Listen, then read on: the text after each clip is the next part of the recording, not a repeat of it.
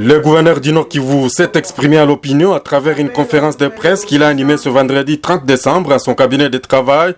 Les thématiques sécuritaires, politiques et du développement étaient au menu de sa communication.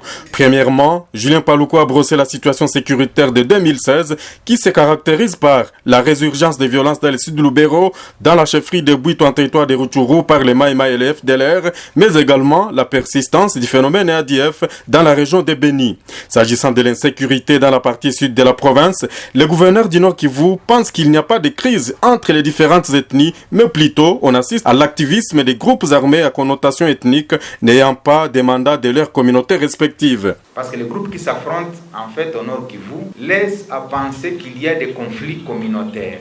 Parce que on n'a jamais assisté à des réunions de communautés où ils adoptent par leur référendum des actions communes pour aller s'attaquer à d'autres communautés. Mais au Nord Kivu existe des groupes armés qui ressemblent à des groupuscules émanant des communautés respectives. Et je vais expliquer. Toutes les guerres que nous avons connues ont été des guerres particulièrement où des ethnies ont cherché à apparaître comme si elles voulaient dominer des autres. Et vous qui êtes Nord Kivu, vous le comprenez facilement. À partir de l'AFDEL, en passant par les RCD, les CNDP, les M23, il est apparu dans la province une sorte de domination à travers ces guerres d'une catégorie de communautés. Et cela a suscité, selon mon analyse, d'autres forces de réaction au niveau local.